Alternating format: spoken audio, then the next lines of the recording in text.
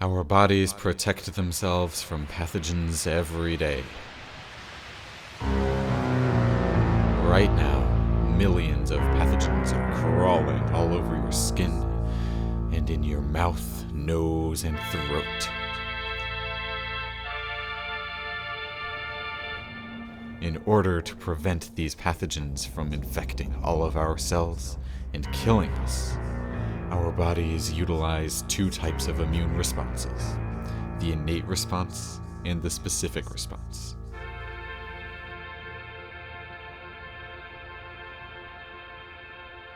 The innate response occurs in most organisms, but here we'll be focusing on the innate response in humans. The innate response is also known as non-specific because this response does not require the body to recognize a specific pathogen. It only has to recognize that the pathogenic molecules are foreign.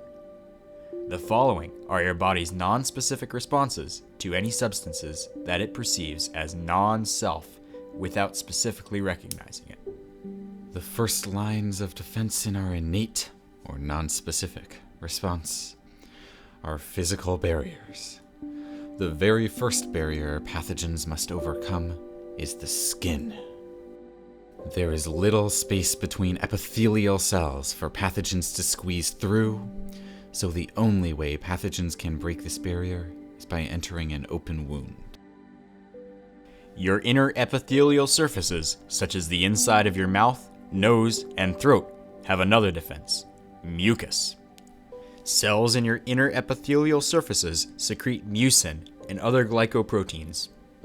These sticky substances not only catch the pathogen to keep it from continuing on its quest to infect your cells, but they also contain defensins, or substances that will directly kill pathogens or limit their growth.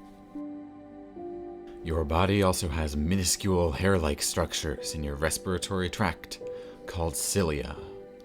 Cilia brush pathogens off the epithelial cells to clear them away. If a pathogen manages to make it past these first-line defenses and into your body fluids, there are still some parts of the innate response that work to destroy the pathogen. The first are phagocytes, or cells that engulf the pathogen and destroy it. There are two types of phagocytes: macrophages and neutrophils. Macrophages are white blood cells that are produced in stem cells in your bone marrow. Macrophages sense foreign particles by way of chemical interactions of their surface proteins with molecules. If they sense a non-self molecule, meaning a pathogen, they will engulf it and destroy it by fusing it with their lysosomes and allowing the enzymes in the lysosome to kill the pathogen.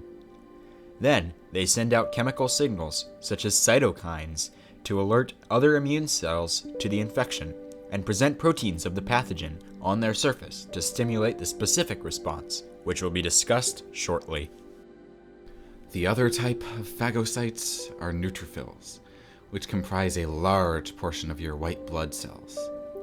They have receptors for chemical signals such as cytokines that are released by other immune cells, so they are able to use chemotaxis to locate and ingest pathogens in the blood.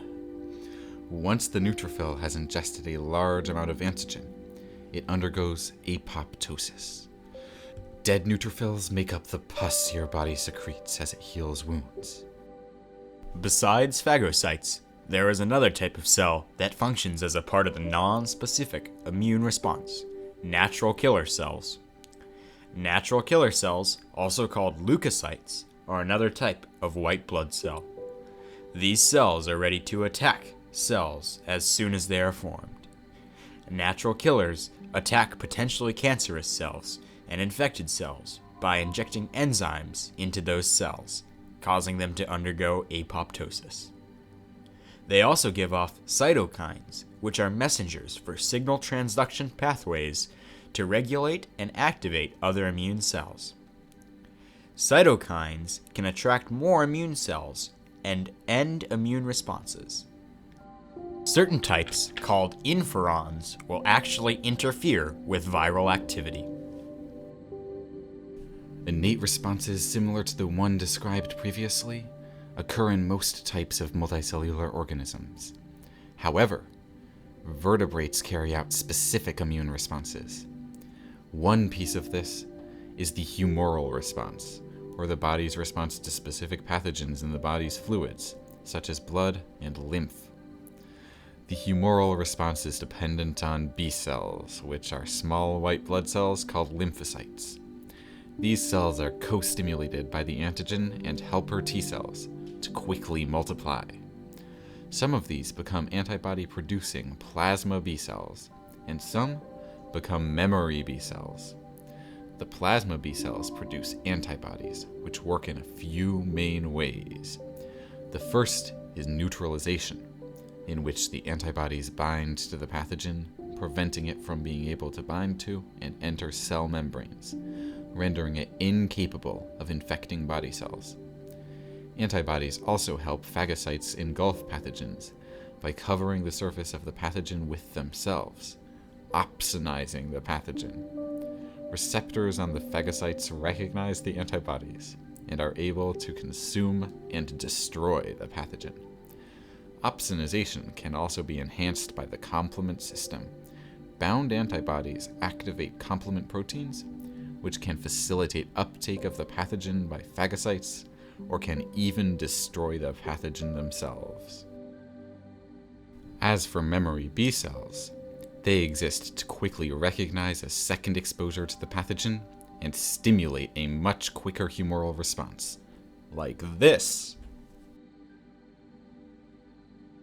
Once pathogens enter cells from the body fluids, they can't be recognized by the humoral response, and so another specific defense must take over: cell-mediated immunity. This response mostly involves T cells, which are antigen-presenting cells. Once activated, T cells can undergo one of two pathways.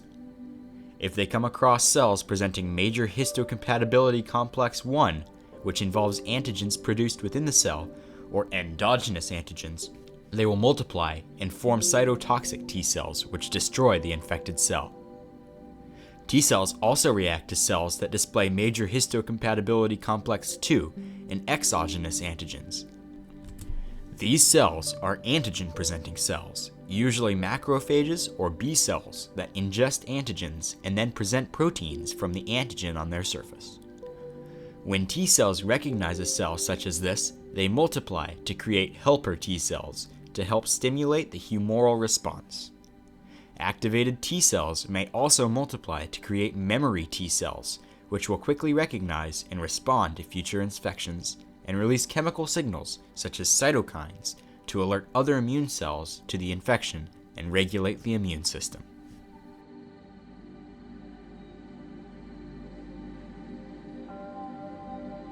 With all the potentially harmful pathogens we are exposed to daily, it is a wonder we don't become ill more frequently. Our immune system is one of the most important systems of our body. We would die quickly and easily of infections without it.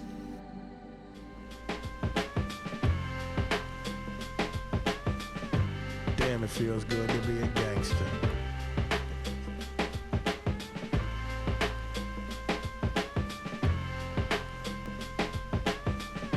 Damn, it feels good to be a gangster.